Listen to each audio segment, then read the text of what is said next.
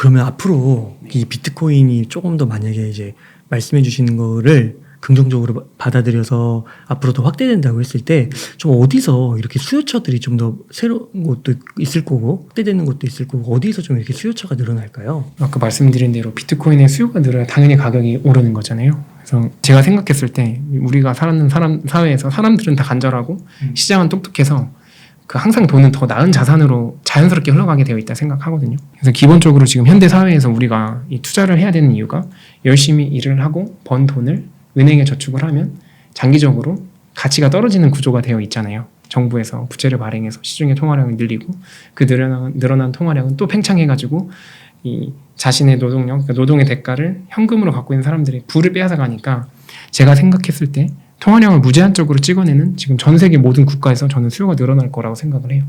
예외 없이 모든 자본주의를 채택한 모든 국가에서 안 하는 곳이 없으니까 자본주의를 채택한 나라는 기본적으로 통화가 팽창해야지만 성장을 하니까 그래서 전 세계 모든 나라에서 조금씩 수요가 늘어날 수밖에 없다고 생각을 하고요. 근데 그 정도가 심한 나라들이 있어요. 진짜 완전히 자국 통화 체계가 무너진 나라들.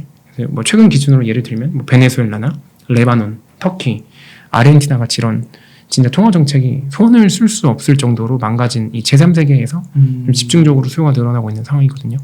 이게 비트코인의 변동성이 심하지만 실제로 이런 나라는 자국 화폐 가치 변동이 더 심해요. 그래서 오히려 비트코인을 갖고 있는 게 더 안정적이라고 하더라고요. 그래서 전 세계적으로 자본주의를 채택한 나라에서 점진적으로 비트코인에 대한 수요가 늘어날 건데 그 중에서도 통화 체계가 망가진 나라들 중심으로 비트코인의 수요가 더 늘어날 거고 그게 더 늘어날 거고 제3세계일 가능성이 높으니까 제3세계부터 법정통화로 채택하는 나라들이 생겨나고 있는 거죠. 실제로 멕시코 같은 나라도 그 상원의원이 법안을 발의했어요. 상정을 했어요. 지금 준비하고 있는 걸로 알고 있고 여러 나라에서 그런 움직임들이 있습니다. 법정통화로 하려는 움직임이 있는데 그 나라들을 살펴보면 보통 다 제3세계예요.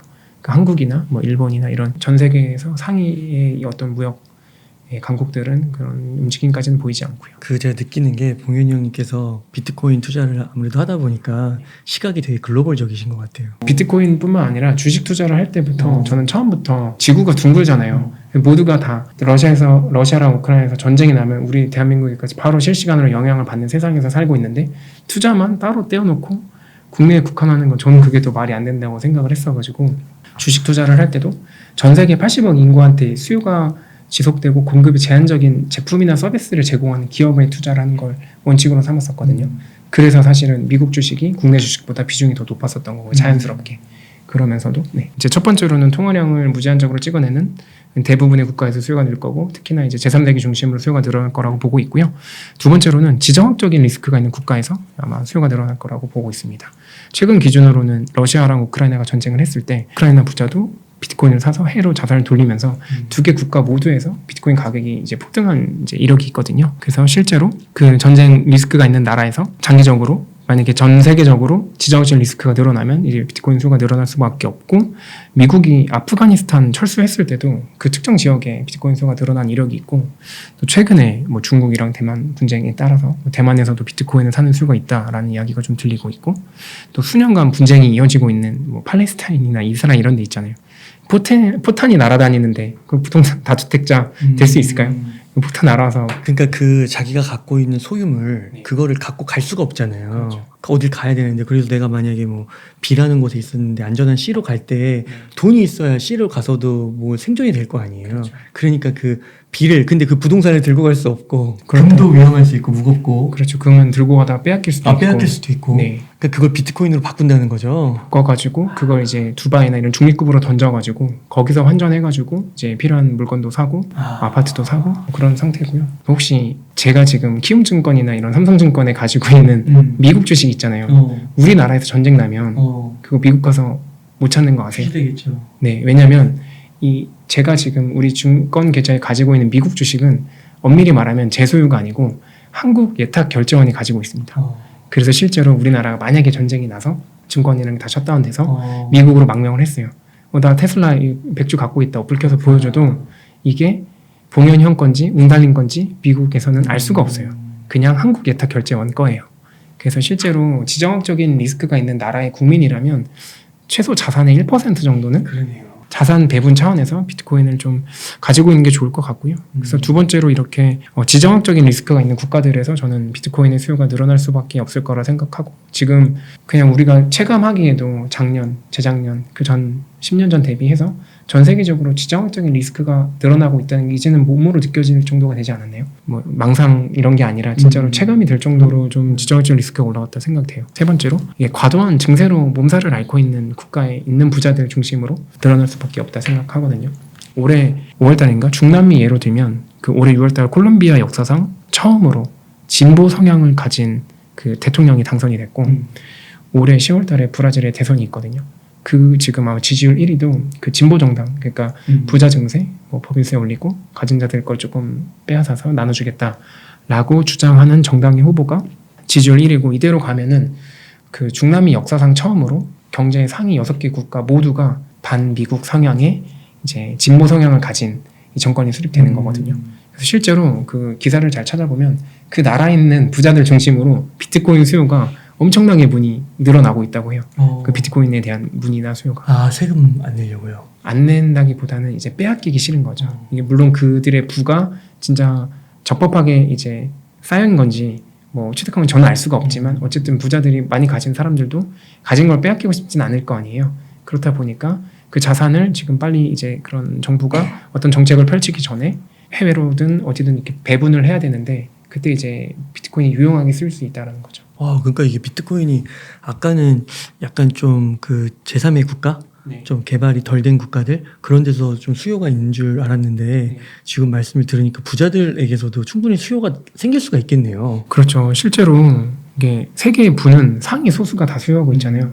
실제로 80억 인구가 비트코인을 다 가질 필요도 없고 가질 수도 없어요. 2,100만 개밖에 없어서. 그냥 상위에 있는 1%만 비트코인에 대해 수요가 늘어나면 비트코인 가격은 지금이랑 저는 같지 않을 거라고 생각을 하고요. 그래서 저는 전 세계 모든 사람들한테도 수요가 있고, 부자한테도 수요가 있고, 가난한 나라의 사람들한테도 사실은 수요가 있다 생각하거든요. 비트코인이 장기적으로 지금 가격이 사실 최고점 대비해서 이런 말을 하는 것들이 얼마나 사실 설득력이 있을지 모르겠지만, 가난한 사람한테도, 가난한 나라의 사람들한테도, 사실 그 나라 사람들은 은행 계좌도 없고, 은행 계좌를 만들어도 증권 계좌도 없고, 증권 계좌를 만들어도 그 나라에 살만한 주식이 없거든요.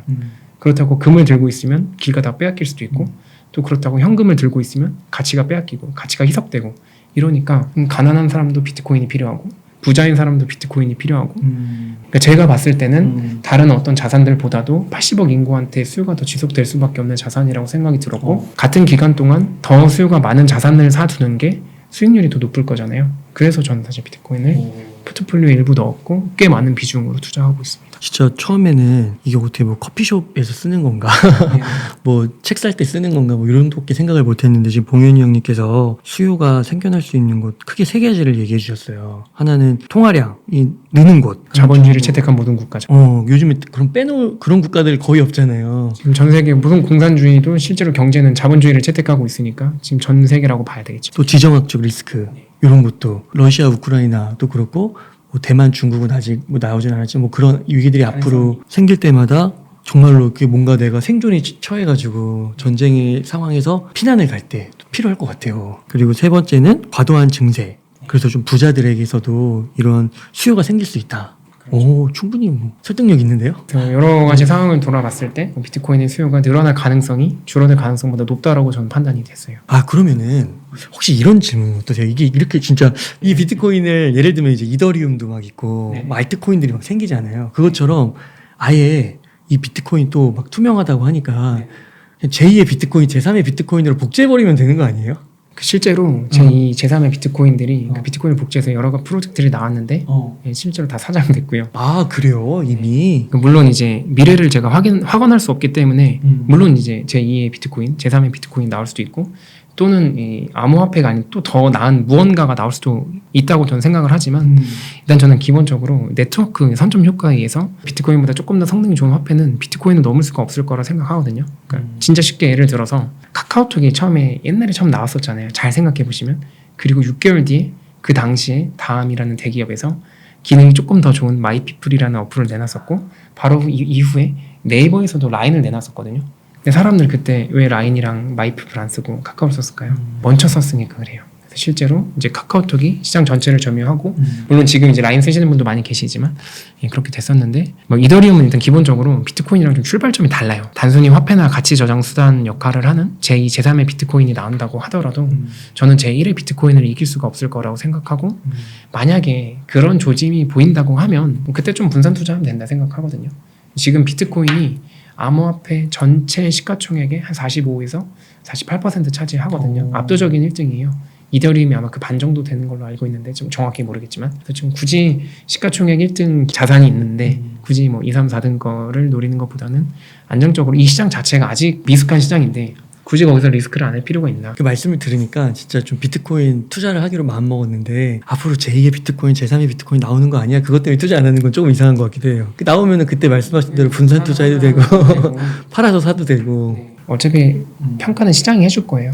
저는 그걸 지켜보고 있다가 이게 만약에 좀 괜찮다라고 판단이 되면 소액씩 이렇게 분산을 하면 될 것 같고 지금 기준으로는 그래서 만약에 암호화된 자산, 디지털 자산에 투자를 하신다고 하면 일단 시가총액이 가장 높은 비트코인이 지금 3,100만 원 정도 기준으로 한 600조가 넘는 자산이니까 이게 삼성전자보다 더 큰 자산이거든요. 그럼 한번 그거부터 공부를 해보시고 적립식으로 투자해 보시는 게 좋지 않을까 생각하고 있습니다. 아, 네, 좋습니다. 이렇게 오늘 비트코인에 대해서 굉장히 많은 공부를 한 것 같은 이런 느낌이 드는데요. 기술적인 부분은 사실 인터넷이나 유튜브에 더 설명 잘 하시는 분들도 계시고 저도 제 전공이 아니다 보니까 뭐 많이 알려드릴 수는 없지만 좀 상식적인 선에서도 그런 백그라운드가 기술적인 백그라운드가 없어도 분명히 확신을 갖고 투자할 수 있다는 부분들을 말씀드리고 싶어요. 이 정도만 들어도 비트코인 아마 되게 많이 이런 거였구나 비트코인 이렇게 놀라시는 분들, 배우시는 분들 되게 많으실 것 같아요. 아 진짜요? 저는 되게 재밌어서 관심 갖고 보고 있는데 또 관심 없는 분들은 그냥 뭐 가격이 올랐네, 떨어졌네, 망했네 이런 것만 보시니까 자극적인 것들만 보시니까 그러면 자극적인 거 하나 여쭤볼게요. 우선 가격이 이렇게 많이 좀 떨어졌는데 불안하진 않으셨어요? 당연히 불안하죠. 불안하긴 불안한데 저는 일단 불안할 때 항상 이걸 생각해요. 현금에 장기 투자하는 건 그럼 대안이 될까요? 그러니까 현금에 장기 투자를 하는 건 저는 구매력 손실이 확정적인 미래에 투자하는 행위라고 생각하거든요. 그러니까 확실히 망하는 거에 투자하는 거예요. 그게 더 불안하다고 저는 생각을 하기 때문에 우량 자산에 투자를 하면 물론 변동성은 있지만 그래도 더 나은 미래를 기대라도 할 수 있기 때문에 저는 오히려 이 떨어지더라도 자산을 매수하는 게 더 마음이 편하고 대신에 이 자산의 가치 변동은 없어야 되겠죠. 뭐 펀더멘탈이 훼손됐다거나 갑자기 비트코인 네트워크가 해킹 당해가지고 멈췄다거나 발행량이 늘어났거나 이런 거는 별개의 문제고 펀더멘탈이 변하지 않았는데 가격이 떨어지는 상황이라면 저는 그럴 때 매수하는 게 좋다고 생각해가지고 너무 이론적인 말이긴 하지만 일단 불안하지 않은 건 않지만 이 자산의 가치가 변하지 않았기 때문에 불안하지 않다. 그리고 그럴 때 더 많이 매수하면 불안감이 해소된다. 어차피 현금에 장기 투자하는 건 대안은 아니다. 차라리 변동성이 있더라도 더 나은 미래를 꿈이라도 꿔보는 게 낫지 확실하게 구매력 손실이 확실하게 망하는 미래에 투자하는 건 저는 그게 더 이렇게 암호화폐 겨울이라고 표현을 하더라고요. 크립토 윈터. 근데 그러면은 봉현이 형님은 2016년에 들어오셨으면 이번에 두 번째 경험 아니신가요? 2018년도 초에 그때 한번 진짜 대폭락이 있었거든요. 그때 진짜 정통으로 맞았었고 그리고 그 전에 코로나 때도 사실은 많이 빠졌었어요. 그때도 빠졌는데 그때는 제가 이제 그 시절에는 주식을 조금 더 집중적으로 투자를 했어가지고 그걸 체감을 못했고 이번에도 사실 체감을 좀 세게 했죠. 그러면 그때의 크립토 윈터와 지금의 크립토 윈터는 좀 어떠세요? 가격이 최고점 대비 빠진 거는 진짜 얼추 비슷해요. 왜냐면 지금 비트코인이 좀 아까 보니까 3천만 원 넘었더라고요. 그러니까 한 마이너스 60% 정도? 근데 지금 사실 뭐 특정 종목들 그만큼 빠진 거 진짜 많기도 하고 그 예전에 우리나라 기준으로 2,700만 원 할 때 진짜 거의 한 300만 원까지 다시 내려갔으니까 거의 마이너스 퍼센트는 비슷해가지고 낯설진 않아요. 낯설진 않은데 크립토 윈터를 그래도 몇 번 두세 번 겪었다 보니까 물론 겪을 때마다 속상하지만 그래도 그때만큼 속상하지 않은데 좀 다른 게 뭐냐면 확실히 펀더멘털이 더 단단해지고 있는 게 느껴져요. 그래요? 예, 더 많은 사람들이 진짜 공부하고 관심 갖는 게 느껴지고 실제로 그런 화폐로 사용하는 사례도 진짜 유튜브 찾아보면 우리나라에서 없어서 그렇지 다른 나라는 그 확산되는 게 보여지고 있고 사람들이 많이 관심 갖는 게 느껴져가지고 네, 오히려 그때보다는 지금이 좀 덜 불안한 것 같아요. 이제 그 미래가 언제 오냐, 5년 뒤에 오냐, 10년 뒤에 오냐 그 정도의 불안감이 있는 거지 이게 아예 영원히 돼가지고 가치가 없어지진 않을 것 같다라는 그런 건.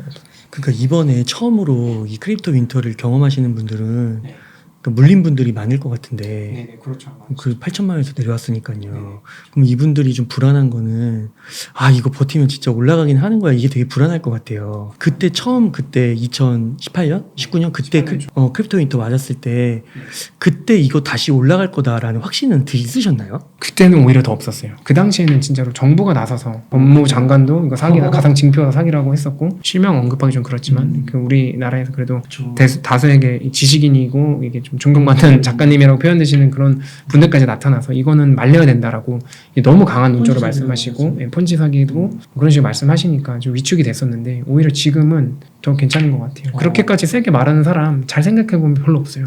그러니까 이게 다른 게 크립토 윈터를 처음 맞이하시는 분들은 이거 너무 세다 이런 걸 많으실 것 같아요. 근데 과거에는 이제 그때보다 펀더멘털이 지금보다 약했을 때 그런 얘기를 들으셨던 거고, 그렇죠. 한번 경험하셨으니까 지금은 더 강한 상태에서 별로 없다고 느끼시는 거고. 그때 대비해서는 지금 진짜 정말 이 산업 자체도 많이 성숙해졌고, 물론 아직 여전히 부족하지만 성숙해졌고, 투자하는 사람들도 많이 있고, 공부하는 그런 모임들도 실제 되게 많거든요. 그때보다는 이번 크립토 윈터가 가격 떨어진 폭은 비슷하지만 실제로 그런 시장의 분위기나 실제 그런 걸 봤을 때는 오히려 더 괜찮다. 그리고 지금 사실 진짜 잘 생각해보면 부동산도 물론 다 그런 건 아니지만 분위기가 좋지 않잖아요. 암호화폐가 먼저 무너졌고, 그다음 주식 무너졌고, 지금 이제 부동산도 외곽 지역부터 슬슬 반응이 오고 있어서 아마 지금 모든 투자를 하시는 분들이 다 속상하실걸요.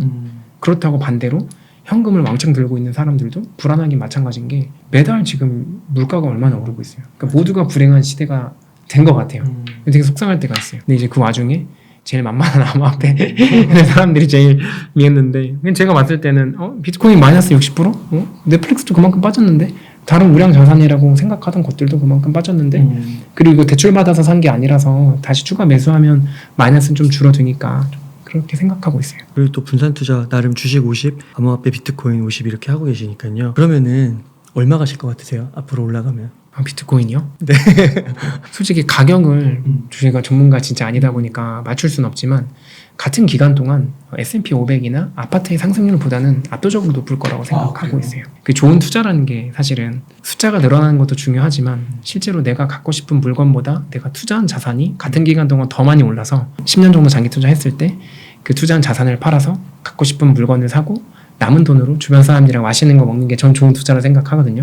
그 관점에서 봤을 때 2022년도 기준으로 S&P 500 ETF를 적립식으로 매월 100만 원씩 사는 것보다는 비트코인을 사는 게 수익률이 더 높을 거라고 생각을 하고 있고, 대기업 다니는 두 커플이 10억이 넘는 서울 아파트를 30년 동안 원리금 갚는 것보다는 저는 더 나은 선택이 될 거라고 생각을 하고 있어요. 물론 이제 실거주 관점 말고 투자 관점에서. 좀 더 직접적으로 여쭤볼게요. 1 비트코인이 3천만 원인데 얼마 갈 것 같으세요? 아까 말씀드린 대로 그 금이 있잖아요. 전 세계에 있는 중앙은행이랑 사람들이 보관하고 있는 금의 시가총액이 12조 달러거든요. 그럼 비트코인이 아까 말씀드린 것처럼 금은 산업수요 제외하고도 대략 10조 달러라고 했을 때, 산업수요가 정말 미비하니까 반도체에도 정말 소량이 쓰이고 귀금속으로 쓰이는 것도 전체의 금에 비하면 사실 그렇게 많은 양은 아니거든요. 누계로 쌓이는 금 대비해서. 실제 수요 제외하고 금의 가치가 10조 달러라고 했을 때 비트코인이 0.5조 달러거든요.